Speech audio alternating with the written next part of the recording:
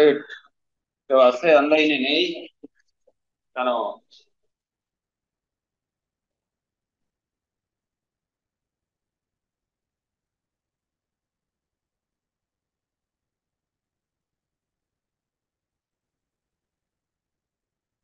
Sundarban college of technology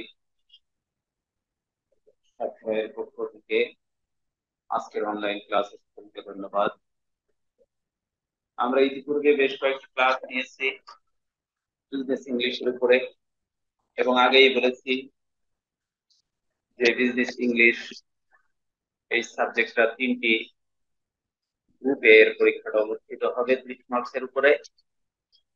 group A, B এবং C তে পূর্বেই আলোচনা করা হয়েছে যে গ্রুপ এ তে আমাদের এমসিকিউ প্রশ্ন থাকবে, গ্রুপ বি এখানে আমাদের লিখিত প্রশ্ন থাকবে, এবং গ্রুপ সি ও লিখিত প্রশ্ন। তো গ্রুপ এ তে এমসিকিউ থাকবে, এর কোনো সিলেবাস আসলে প্রকৃতপক্ষে নাই। এই প্রশ্নগুলো যে কোনো আঙ্গিকে, যে কোনো অবস্থার আলোকে, সাধারণ জ্ঞান থেকে শুরু করে গ্রামাটিক্যাল যে কোনো সলিউশনের মধ্যে এটা থাকতে পারে। এবং গ্রুপ বি তে নির্দিষ্ট কিছু টপিকস এর উপরেই প্রশ্ন আসতে পারে। তো গ্রুপ বি এর প্রথম প্রশ্ন পূর্বেই বলা হয়েছে যে এটা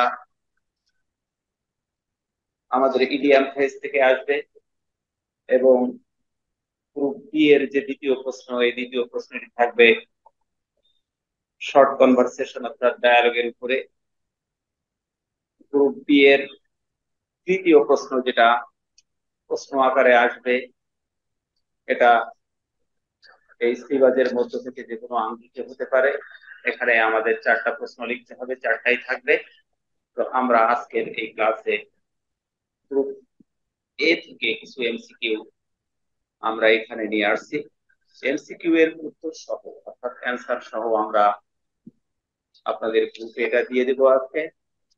আর মূলত আজকের ক্লাসে আলোচনা করা হবে গ্রুপ ই এর তৃতীয় নাম্বার প্রশ্ন, অর্থাৎ 3 নাম্বার প্রশ্নটা কি কি ভাবে আসতে পারে তার একটি প্রশ্নের উপরে আজকে আমরা আলোচনা করব। তো এখানে একজন স্টুডেন্ট দেখা যাচ্ছে, জাকিয়া রিহা। আপনি কি আমার কথা শুনতে পাচ্ছেন? হ্যাঁ। হ্যাঁ, শুনতে পাচ্ছেন। বুঝতে পেরেছেন আমি কি প্রসঙ্গের কথাগুলো বললাম? আমার না, কথাটা আমি কি প্রথম ক্লিয়ার থেকে হচ্ছে? ক্লাসে ঢুকি নাই, আমি একটু আগে ঢুকছি তো প্রথম থেকে শুনতে পাইনি। আমি বলতে চাচ্ছি যে 3টা গ্রুপের উপরে প্রশ্নটা হবে, এটা তো বোঝা গেছে। এবং মার্কস ডিস্ট্রিবিউশনটা আমি তো আগে দেখিয়েছি, এটা দেখা গিয়েছে আগের ক্লাসগুলো, আপনি না জানতে না, আগের পেরেছেন ক্লাস তো? আমি করি নাই। আগের কোনো ক্লাস করেননি? না, করা পড়েনি। এবার ক্লাস টাইমটা কোন দিন কবে হয় এটা তো জানিই না, এই জন্য একটা প্রতি রুটিন দিয়ে দিলে ভালো প্রতি হয়। প্রতি শনিবার 11টা থেকে ক্লাস হবে 2টা। আর অন্য দিন বোধ হয় রবিবারে ক্লাস হবে এই 11টা থেকে একটা ক্লাস। আইসিটির ইংলিশ ক্লাসটা 11টা অথবা 11:30, দুইটার একটা সময় ক্লাস হবে। এর আগে জাস্ট 11টা একটা ক্লাস হয়ে গেছে। প্রতি শনিবার 11 অথবা 11:30টায় আমরা ইংলিশ ক্লাসটা করবো। ক্লিয়ার হয়েছে কি আমার কথা? প্রতি শনিবার। প্রতি শনিবার 11টা থেকে 11:30, আর রবিবার কখন? আর রবিবারের ক্লাসটা আমি বলতে পারছি না, এটা দেখি আমি একটু পরে আমার অফিসে কথা বলে এটা আপনাদেরকে একটা রুটিন জানিয়ে দেওয়া হবে আজকেই। হ্যাঁ, তো কবে ক্লাস ক্লাস? রুটিনটা দিয়ে দিলে সবার আমার সুবিধা হয় না ক্লাসটা, হলে। ইংলিশের ক্লাসটা প্রতি শনিবার 11টা অথবা 11:30টায়, অর্থাৎ 11টা থেকে 2টা ক্লাস পাই। প্রথমে ইংলিশ নিব, অথবা দ্বিতীয় ক্লাস থেকে ইংলিশ নিব, যেমন আজকে ইংলিশ ক্লাসটা আমি দ্বিতীয় ক্লাস নিচ্ছি প্রতি শনিবার। ক্লিয়ার হয়েছে কি আমার কথা? হ্যাঁ। আচ্ছা, তো এই ইংলিশ ক্লাসটা আমি আগেই বলেছি 3টা গ্রুপের উপরে প্রশ্ন হবে, গ্রুপ এ, বি এবং সি। সিলেবাসও আমি আপনাদের ইসে দিয়ে দিয়েছি, গ্রুপে দিয়ে দিয়েছি। তো এরপরে যদি পার্সোনালি প্রয়োজন হয় তাহলে আমার সাথে হোয়াটসঅ্যাপে যোগাযোগ করলে আমি এই গ্রুপে আবারও দিয়ে দিব, অথবা আপনার পার্সোনাল হোয়াটসঅ্যাপ নাম্বার দিলে আমি ওখানে দিতে পারবো। হ্যাঁ, আর আইসিটির কোনো ক্লাসগুলো সমস্যা কখন হবে? আইসিটির একটা ক্লাস ক্লাসগুলো কখন হবে? একটা ক্লাস বললাম তো যে 11টায় অথবা 11:30। আমার ইংলিশ যদি 11টায় হয় ওটা হবে 11:30। এই দুইটা ক্লাস শনিবার। ক্লিয়ার হয়েছে? আইসিটির একটা ক্লাস শনিবারে হবে। আইসিটির আমি ক্লাসটা 11। কখন হবে? শনিবার শনিবার। এই যে আজকে আজকে আমি ইংলিশ 11টায় নিলে ওটা হবে 11:30। যদি আমি 11:30 নেই তাহলে আইসিটির আরেকটা ক্লাস হবে 11টায়, অর্থাৎ দুইটা ক্লাস আজকে পাওয়া যাবে, একটা আইসিটি আর একটা ইংলিশ। ক্লিয়ার হয়েছে? আমাদের হুম। অফিসের নাম্বার আছে, আপনার কাছে অফিসের নাম্বার আছে? না না। অফিসের নাম্বারও না থাকলে কিভাবে হবে? ইংলিশ সাবজেক্টটা একটু কঠিন, এই ক্লাসটা করা দরকার, ওই ক্লাসগুলো বিশেষ করে এই ক্লাসটা। তো ঠিক আছে, অফিসে একটু যোগাযোগ করে নিয়ে আমার ইংলিশ ক্লাসটা আপনি 11 অথবা 11:30 ক্লাসটা পাবেন প্রতি শনিবার। মানে 11টায় ক্লাসটা শুরু হবে, আমি প্রথম ক্লাস নিলে 11টা, আর দ্বিতীয় ক্লাস নিলে 11:30। এই হচ্ছে বিষয়। তো আমরা তিনটা গ্রুপের উপরে এই প্রশ্নটা আমরা এখানে দেখছি। হ্যাঁ। আমি বলতে চাচ্ছি যে তিনটা গ্রুপের উপরে এই ইংলিশ পরীক্ষাটা হবে। গ্রুপ এ তে 7 মার্কস, 7। গ্রুপ বি তে থাকবে 8, এই 15। আর গ্রুপ সি তে থাকবে 15, 30 মার্কস এর পরীক্ষা হবে ইংলিশ। ফাইনাল যে পরীক্ষাটা হবে, গ্রুপ এ তে থাকবে আপনাদের এমসিকিউ, যেটা এখানে দেখা যাচ্ছে। এই এমসিকিউ গুলো গ্রুপ এ তে থাকবে। এমসিকিউ এর কোনো সিলেবাস নাই। এখানে 7 মার্কস, 7টি এমসিকিউ পড়বে, 7টার উত্তর দিতে হবে। তো এখানে আমরা কিছু এমসিকিউ এর উত্তর সহ একটা চার্ট তৈরি করেছি। এই চার্টটা আমি আপনাদের গ্রুপে দিয়ে দেব। শোনা যাচ্ছে না? কথা বলিস না। আমার কথা কি শোনা যাচ্ছে? হ্যাঁ বলেন। শোনা যাচ্ছে আমার কথা? হ্যাঁ হ্যাঁ বলেন। আচ্ছা, স্ক্রিনটা দেখতে পাচ্ছেন? আপনার ডিভাইসে আমার স্ক্রিনটা দেখতে পাচ্ছেন? হ্যাঁ হ্যাঁ। আচ্ছা, স্ক্রিনে দেখেন। এখানে কিন্তু এমসিকিউ আছে, আছে না? বেশ কয়েকটা এই পেজে দেখা যাচ্ছে। এমসিকিউ হুম। আছে 3টা। এই এমসিকিউ গুলো উত্তরপত্র সহ এখানে দেওয়া হয়েছে, আমি এটা গ্রুপে দিয়ে দেব। এখানে আপনারা বাসায় দেখবেন বিষয়টা, যেহেতু সপ্তাহে একটা ক্লাস হয়। আর আমি আজকে মূলত যে বিষয়টা আলোচনা করব, এটি হচ্ছে আমার গ্রুপ বি এর 3 নাম্বার প্রশ্ন, যেটা এই 3 নাম্বার প্রশ্নের উপরে আজকে আলোচনা করা হবে। এখানে দেখেন, পেজে দেখা যাচ্ছে স্পিকিং স্কিলের মধ্যে যেখানে 8 মার্কস থাকবে, 8 মার্কস। এখানে একটা প্রশ্ন আছে, পাবলিক স্পিকিং এর বৈশিষ্ট্য। What is the characteristics of public speaking? প্রশ্নটা এভাবে আসতে পারে। বা what kind of characteristics of public speaking, public speaking এর বৈশিষ্ট্য কি? মানে বিভিন্ন ভাবে প্রশ্নটা আসতে পারে। অর্থাৎ একজন বক্তা যখন কোনো অডিয়েন্সের সামনে তার বক্তব্য উপস্থাপন করবে, তখন কোন কোন বৈশিষ্ট্যগুলোর আলোকে তার বক্তব্যটা উপস্থাপন করলে ওই বক্তব্যটা অধিক গ্রহণযোগ্য হবে, এই বিষয়ের উপরেই হচ্ছে আজকের ক্লাসটা মূলত। তো এখানে প্রশ্নটা বিভিন্ন ভাবে যেভাবেই ঘুরে আসুক না কেন, এর উত্তর কিন্তু একটাই। এখানে আমরা একটা বিষয় দেখছি যে পাবলিক স্পিকিং। এখানে দেখতে পাচ্ছি as a good public speaker, what characteristics should your speech contain? আপনি একজন পাবলিক স্পিকার, অর্থাৎ জনগণের সামনে আপনি আপনার বক্তব্যটা উপস্থাপন করছেন।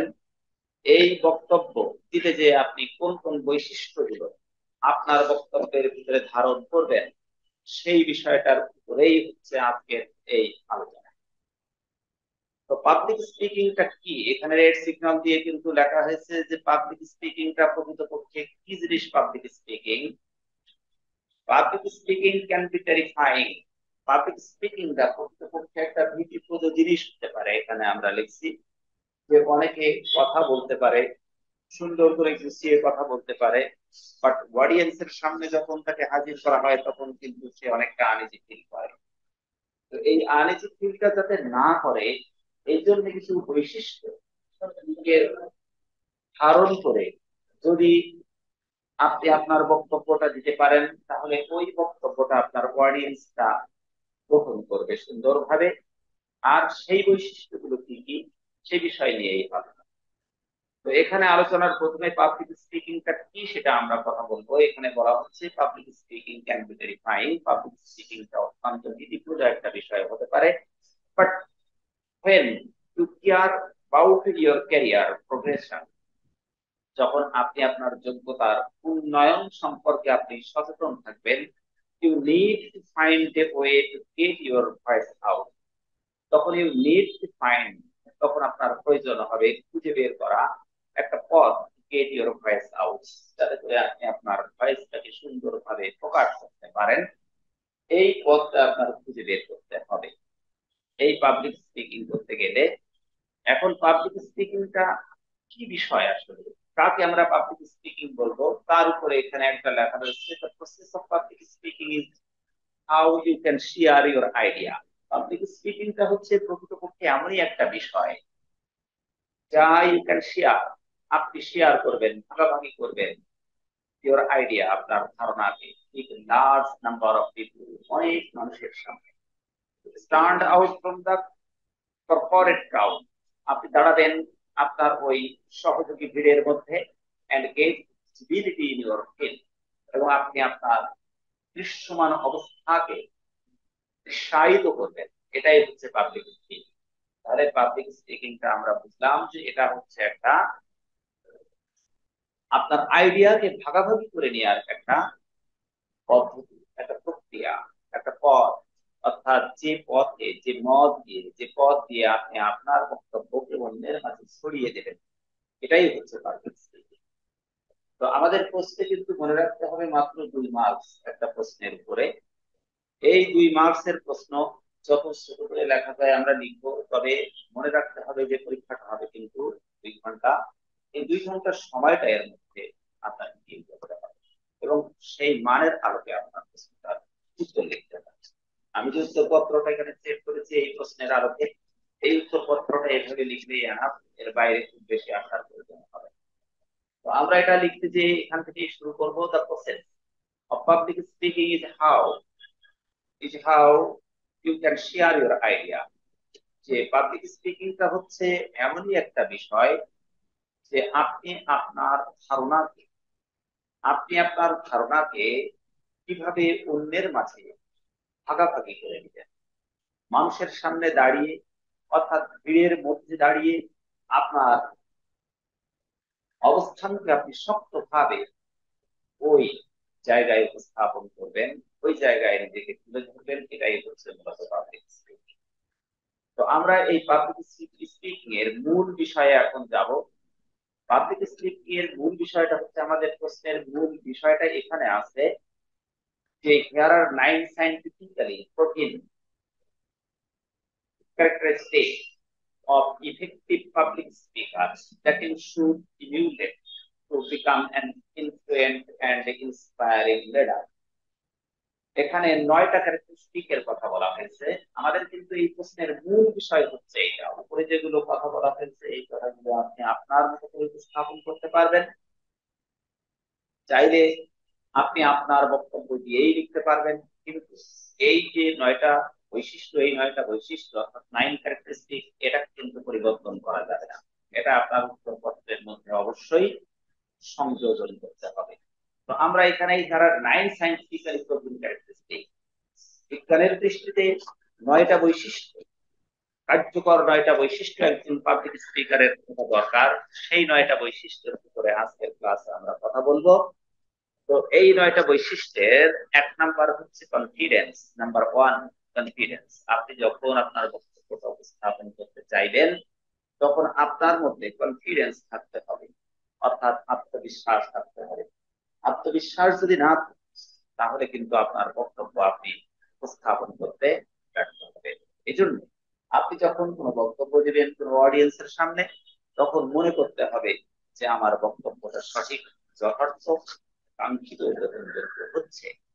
যদি আপনার ভয় হয় যে আপনি আপনার বক্তব্যটা সুন্দরভাবে স্থাপন করতে পারছেন না, তাহলে কিন্তু আপনার জড়তাটা আরো বেড়ে যাবে, ইনার্শিয়াটা ইনক্রিজ করবে। সো দ্যাট আপনাকে অত্যন্ত সাবলীল ভাবে, সুন্দরভাবে, যুক্তিপূর্ণ ভাবে এবং কনফিডেন্সের সাথে, আত্মবিশ্বাসের সাথে আপনার বক্তব্যটা এই 9টা বৈশিষ্ট্যের মধ্যে নাম্বার 1 বৈশিষ্ট্য বা ক্যারেক্টারিস্টিক হচ্ছে কনফিডেন্স। এটা আপনার প্রথমত ধারণ করতে হবে। আপনার শুনতে পাচ্ছেন? জাকিয়া, আপনি কি শুনতে পাচ্ছেন আমার কথা? না, শুনতে সাউন্ড পাচ্ছেন? জোরে আসতেছে না, সাউন্ড ক্লিয়ার না। আপনি কি আমার এই স্ক্রিনটা দেখতে পাচ্ছেন আপনার স্ক্রিন দেখতে ডিভাইসে? পেলেও কথা জোরে শোনা যাচ্ছে না, কথা ক্লিয়ার না। আমি তো অনেক জোরে কথা বলার চেষ্টা করছি, কিন্তু কি সমস্যা হচ্ছে জানি না। তো আপনি কি একেবারেই শুনতে পাচ্ছেন না আমার কথা? এখন কি খুব শুনতে আস্তে পাচ্ছেন? শোনা যাচ্ছে, কথাগুলো ক্লিয়ার বোঝা যাচ্ছে না। কি যন্ত্রণায় পড়ে গেল! তো আমাদের এই যে প্রশ্নটা, আমি আবার বলছি, এই প্রশ্নটা কিন্তু অত্যন্ত ইম্পর্টেন্ট এবং প্রশ্নটা এসে যাবে আশা করা যায়। তো এখানে আমরা একজন পাবলিক স্পিকারের 9টি বৈশিষ্ট্য থাকতে হবে। 9টা বৈশিষ্ট্য, অর্থাৎ 9 ক্যারেক্টারিস্টিক। 9টা বৈশিষ্ট্য থাকতে হবে। তার নাম্বার 1, সেটা হচ্ছে কি কনফিডেন্স, আত্মবিশ্বাস। আত্মবিশ্বাস আপনাকে রাখতে হবে আপনার মধ্যে, যে আপনি যে বক্তব্য দিচ্ছেন এটা সঠিক, এটা যথার্থ। এজন্য আত্মবিশ্বাস নিয়ে আপনি আপনার বক্তব্যটা উপস্থাপন করবেন। Number 1 characteristic. 9টা বৈশিষ্ট্যের মধ্যে 1 নাম্বার হচ্ছে কনফিডেন্স। নাম্বার 2 হচ্ছে অথেন্টিসিটি। অথেন্টিসিটি শব্দের অর্থ হলো যথার্থতা। অর্থাৎ আপনি একজন পাবলিক স্পিকার হিসাবে যে বক্তব্য আপনি দিবেন এটা যথার্থ হতে হবে, এটা নির্ভুল হতে হবে, এটার মধ্যে কোনো ভেগ অস্পষ্টতা থাকলে হবে না। সিম্পলিসিটি, সরলতা থাকবে, বাট কিন্তু কোনো ভেগ এর ভিতরে থাকবে না। সো দ্যাট আপনার বক্তব্যটা অবশ্যই কি হতে হবে, অথেন্টিসিটি হতে হবে, এর মধ্যে যথার্থতা থাকতে হবে। কোনো সন্দেহ, সংশয়, অস্পষ্টতা, সাদৃশ্যহীনতা, এরকম ধরনের কোনো বক্তব্য আপনার দেওয়া যাবে না। পেশান, নাম্বার 3। পেশান, এর ভিতরে পেশান, আবেগ, অনুভূতি, ইমোশন, প্রেরণা, এই জিনিসের সমন্বয় আপনার বক্তব্যের মধ্যে থাকতে হবে। নাম্বার 3। নাম্বার 4 হচ্ছে প্র্যাকটিস নট মেমোরাইজেশন। আপনাকে অনুশীলন করতে হবে আপনার বক্তব্য দিতে গেলে। নাম্বার 4, অর্থাৎ 4 নাম্বার বৈশিষ্ট্য হচ্ছে প্র্যাকটিস, অনুশীলন। আপনি কি বক্তব্য আপনার অডিয়েন্সের সামনে দিবেন, এই বক্তব্যটা বারবার আপনাকে অনুশীলন করতে হবে, প্র্যাকটিস করতে হবে। কারণ প্র্যাকটিসের মাধ্যমে আপনি আপনার পরিপূর্ণতা অর্জন করতে পারবেন। যদি আপনার ক্লাসের প্রস্তুতি না থাকে, আপনার বক্তব্যের প্রস্তুতি না থাকে, তাহলে অবশ্যই আপনার বক্তব্যটা ব্যর্থতায় পর্যবসিত হবে। সো দ্যাট আপনাকে অবশ্যই প্র্যাকটিস করতে হবে, অনুশীলন করতে হবে আসন্ন বক্তব্যের উপরে। এবং এই বক্তব্য যতটা আপনি, যত বেশি অনুশীলন করবেন, যত বেশি চর্চা করবেন, যত বেশি অ্যানালাইসিস করবেন, আপনার বক্তব্যটা তত বেশি অডিয়েন্সের সামনে গ্রহণযোগ্য এবং মানসম্মত হবে। যদি আপনি আপনার বক্তব্য অনুশীলন না করেন, তাহলে বক্তব্যের ভিতরে সমন্বয়হীনতা দেখা দেবে এবং অডিয়েন্স অলরেডি আপনাকে পরিমাপ করতে পারবে যে আজকের বক্তা তার বক্তব্যের উপরে কোনো পূর্ব প্রস্তুতি গ্রহণ করতে পারেনি বা করেনি। So that you have to need to practice about your space. আপনার বক্তব্য সম্পর্কে আপনাকে অবশ্যই একটা সুস্পষ্ট, সুচিন্তিত এবং গঠনমূলক অনুশীলন আপনাকে করতে হবে আপনার বক্তব্যের। Not memorisation. আপনি আপনার বক্তব্যকে কখনো মুখস্থ করতে পারবেন না, কারণ মুখস্থ যখনই করবেন, মেমোরাইজেশন যখনই আপনি আপনার বক্তব্য করবেন, তখন একটা লাইন বা একটা ওয়ার্ড যখনই ছুটে যাবে, তখন সমন্বয় সাধনের লক্ষ্যে ভিন্ন ধর্মী ওয়ার্ড খুঁজে পাওয়া সো মাচ টাফ হয়ে যাবে। সো দ্যাট মেমোরাইজেশনটা কোনো অবস্থাতেই করা যাবে না। বরং মেমোরাইজেশন না করে আপনাকে অনুশীলনের মাধ্যমে, প্র্যাকটিসের মাধ্যমে আপনার বক্তব্যটাকে উপস্থাপন করতে হবে। এটাই হচ্ছে পাবলিক স্পিকারের নাম্বার 4 ক্যারেক্টারিস্টিক, অর্থাৎ 4 নাম্বার বৈশিষ্ট্য, 4 নাম্বার কোয়ালিটি। 9টা কোয়ালিটির মধ্যে আমরা চতুর্থ নাম্বার কোয়ালিটি পেলাম, যে প্র্যাকটিস, অনুশীলন করতে হবে, নট মেমোরাইজেশন। মুখস্থ করা যাবে না, কারণ মুখস্থ সবচেয়ে ক্ষতিকর দিক হচ্ছে যখন একটা ওয়ার্ড হারিয়ে যাবে। If you lost a word, যখন আপনি একটা ওয়ার্ড হারিয়ে ফেলবেন, তখন আপনি কি করবেন, কানেক্টেড ওয়ার্ড কিন্তু আপনার জন্য so much tough to find out the right word in this position. এই পজিশনে সঠিক ওয়ার্ডটা টেনে বের করে নিয়ে আসা আপনার জন্য অনেক কঠিন।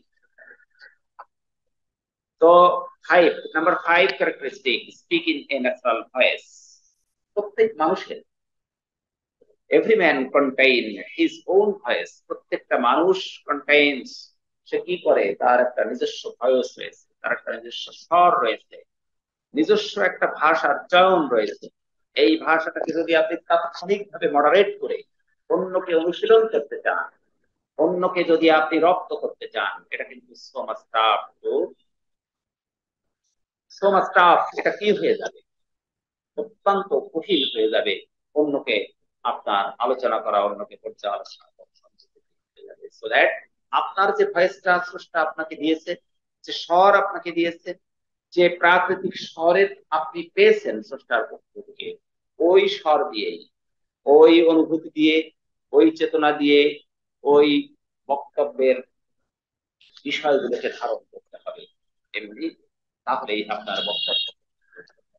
কারণ সবার বক্তব্য, সবার স্বর, সবার কথার ভঙ্গিমা কিন্তু একই রকম নয়। অর্থাৎ নিজস্ব ভঙ্গিমাকে কাজে লাগিয়ে, অন্যের ভঙ্গিমার আলোকে, নিজস্ব ভঙ্গিমার উপরে ভিত্তি করে, নিজস্ব স্বরের উপরে ভিত্তি করে আপনি আপনার বক্তব্যকে উপস্থাপন করবেন, তাহলে ওই বক্তব্যটা অধিক গ্রহণযোগ্য এবং গ্রহণযোগ্য হবে। Number 6, keep it short and sweet.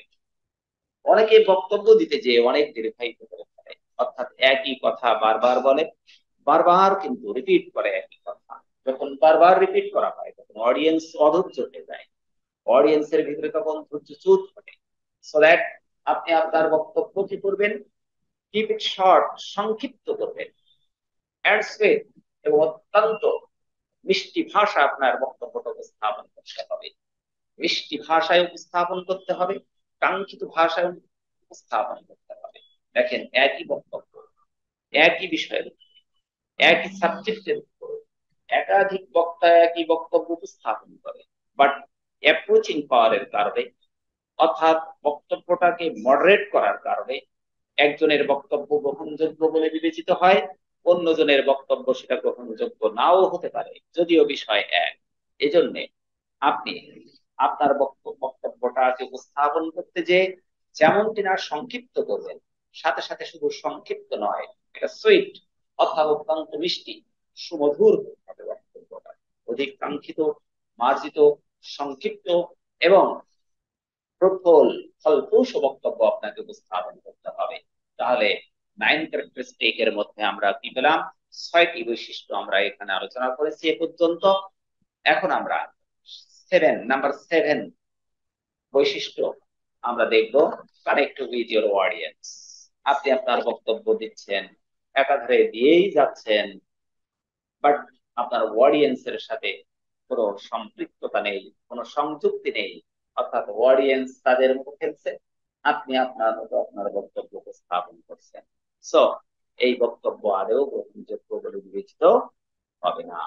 কারণ বক্তার সব থেকে বেশি বিবেচ্য বিষয় হচ্ছে যে তার শ্রোতারা তার বক্তব্যটা শুনছে না শুনছে। যদি না শোনে তাহলে এই বক্তব্য দিয়া এবং না দিয়া উভয়ই।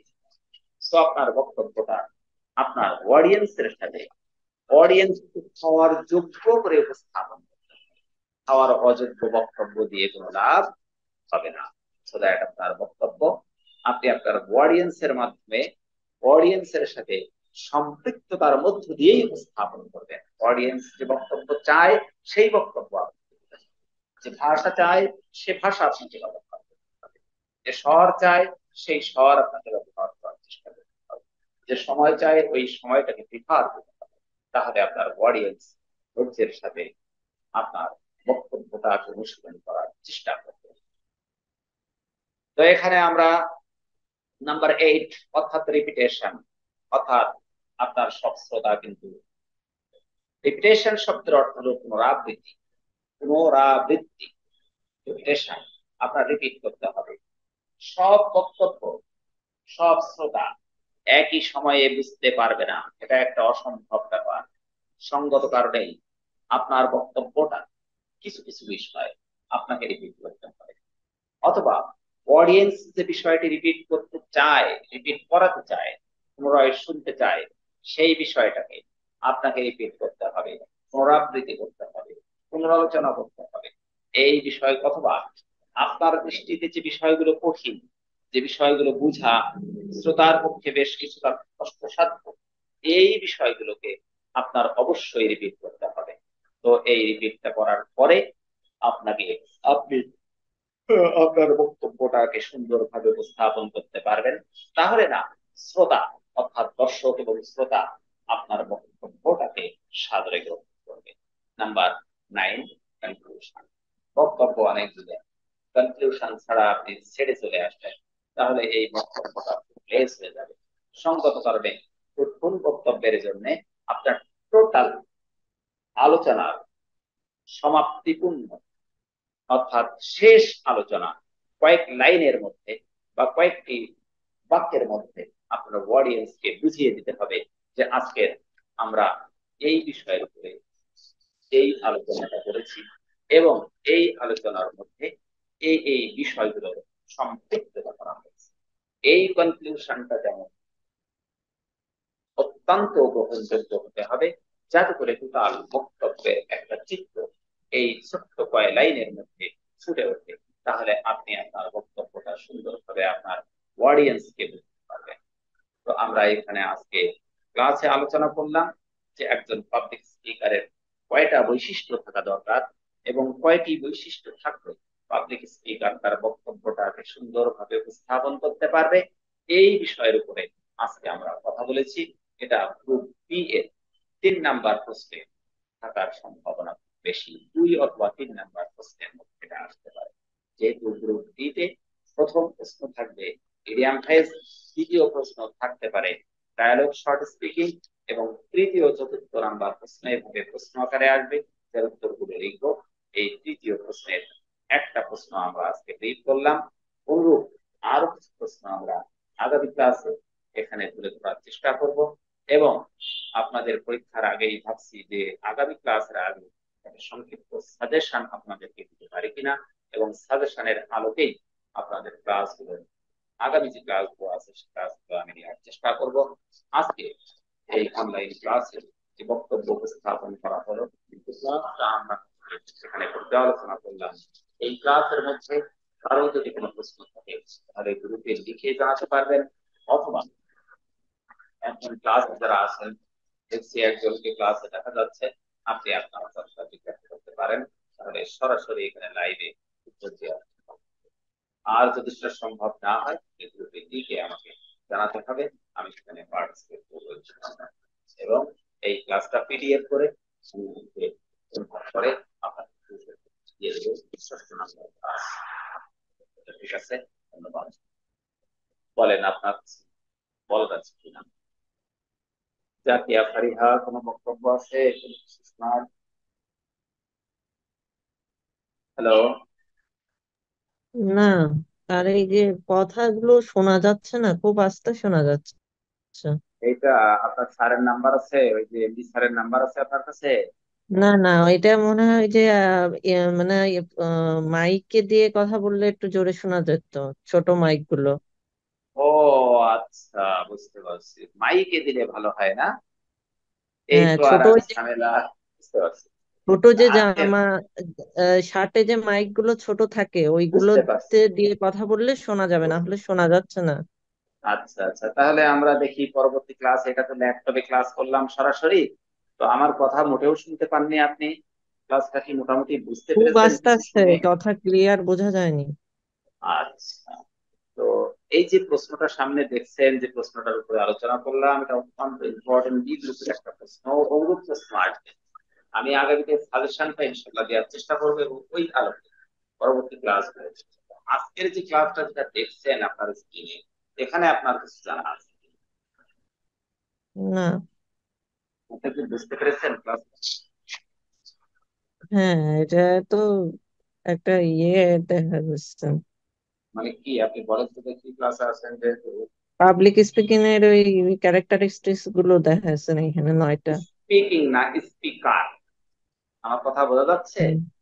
পাবলিক হ্যাঁ। স্পিকার, যিনি বক্তব্য দিবেন হুম। জনগণের সামনে, তার যে বৈশিষ্ট্য, এই প্রশ্নটা কিন্তু অত্যন্ত ইম্পর্টেন্ট। এই গত পরীক্ষার আগে পরীক্ষায় কিন্তু চলে আসছে এই প্রশ্ন। এই প্রশ্নটা দেখবেন, এটা কি ডাউনলোড করে নিতে পারবেন? না আমি পিডিএফ করে দিয়ে দেবো আপনাদের এই যে ফাইলে? পিডিএফ করে ফাইলে দিয়ে দিলেই ভালো হবে। আচ্ছা, সন্ধ্যার পরে আমি ইনশাল্লাহ এটা দিয়ে দেবো। আর একটা সাজেশন, কমপ্লিট একটা সাজেশন তৈরি করে এই হ্যাঁ, সাজেশন মোতাবেক আগামী ক্লাসটা নেওয়ার চেষ্টা করবো। এরপরেও যদি সেটা ভালো বললেন হবে। যে আর ওই যে না, একটু সেটা ওই যে ছোট অবশ্যই। ওই যে জামাই মাইক নিয়ে কথা বললে শোনা যাবে, না হলে কিছু শোনা আচ্ছা যাচ্ছে আচ্ছা, না তো। আমি বুঝতে পারছি, দেখি আমি আমরা আগামীতে ওইটা ব্যবস্থা করতে পারি কিনা। আর আমি একটা নাম্বার দিই, এই নাম্বারটায় আপনি যোগাযোগ করে, আমি ওই অনলাইনে লিখে দেবো। শাহজাহানের নাম্বার আছে? শাহজাহান আমাদের এই এই যে অফিসে, ওই ছেলেটার না নাম্বার না আছে? না, আচ্ছা, ওর নাম্বারটা আমি আমার এটা যখন পিডিএফ করে দেবো ওই সময় শাহজাহান বলে ওর নাম্বারটা লিখে দেবো, ওখান থেকে নাম্বারটা এরপরে কি দিয়ে। আর কোনো ক্লাস হবে? আজকে আর ক্লাস হবে না, আমার আগে একটা ক্লাস হয়ে গেছে, এই একটা দুইটা ক্লাস। সাধারণ, আগে কিসের ক্লাস হয়েছিল?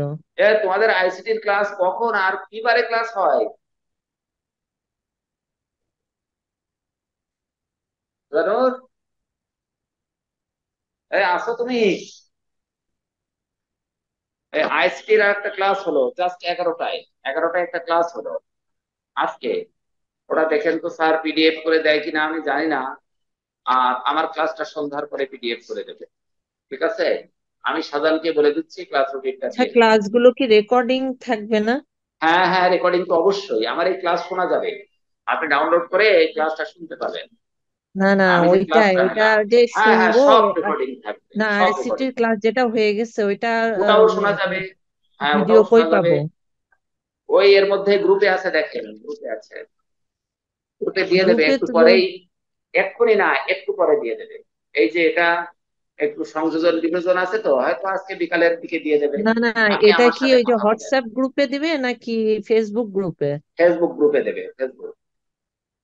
তো এটা এই ওই লিঙ্কটাও বোধহয় নেই, এই জন্য তো ওই যে হোয়াটসঅ্যাপ গ্রুপে দিলে সব এক হ্যাঁ, জায়গায় থাকলে ভালো হয়, না হলে ক্লাস না আমরা দেখতে হোয়াটসঅ্যাপ পাবো না। গ্রুপে দেয়, এটা ফেসবুকে দেয়। হোয়াটসঅ্যাপ গ্রুপে বোধহয় দেওয়ার সুযোগ আছে কিনা আমি জানি না আসলে। আপনি একটা কাজ করেন তো, এই নাম্বারটা নেন তো, এর সাথে কথা বললে ঝামেলা মিটবে। আর অফিসের ওই ছেলেটা, এর নাম্বারটা একটু নেন। শুনতে পাচ্ছেন আমার কথা? হ্যাঁ, 01914। ওইটা ওই গ্রুপে দিয়ে দিলে ওইখান থেকে নিয়ে নিলে ভালো হতো, সবারই উপকার হবে তাহলে। ওই নাম্বারটা। হ্যাঁ হ্যাঁ। আচ্ছা ঠিক আছে, আমি নাম্বারটা সন্ধ্যার পরে দেবো, এখন আর আমি পারবো না, একটু বাইরে ঝামেলা আছে। সন্ধ্যার পরে বসে যখন এটা পিডিএফ করে দেবো ওই সময় দিয়ে দেবো। আর ফেসবুক পেজে এই সবগুলো আপলোড দিয়ে দেওয়া হয় এখন। এর মধ্যে দেওয়া যায় কিনা এটা তো আমি জানি না, তো আমি একটু আলাপ করছি, আপনি সন্ধ্যার পরে আমার সাথে কথা বলেন, ঠিক আছে? আমার কি আচ্ছা। হোয়াটসঅ্যাপ নাম্বার আছে আপনার কাছে? হ্যাঁ। আমার হোয়াটসঅ্যাপ নাম্বার আছে? না না। টিচারদের নাম্বার একটু রাখতে হয়, না রাখলে হয়? ওই গ্রুপ থেকে আমার নাম্বারটা নিয়ে নিয়েন, আমার নামের সাথে ওই ওখানে আমি নাম্বারটা দিয়ে দেবো, ঠিক আছে? আচ্ছা। আচ্ছা, তো ধন্যবাদ সকলকে, ভালো থাকেন। সাধারণ, তোমাদের আর আইসিটি ক্লাস কবে? এই একটু লিখে দাও দিন, এটা ওরা শুধু ঝামেলা করছে। শনিবার 11টায় দুইটা ক্লাস, 11টা থেকে, আর রবিবার কখন একটু লিখে দাও। ওই একটু লিখে দাও, এই এখন একটু লিখে দাও যে এর সাথে একটু কথা বল। ওর সাথে একটু কথা বল। হ্যালো।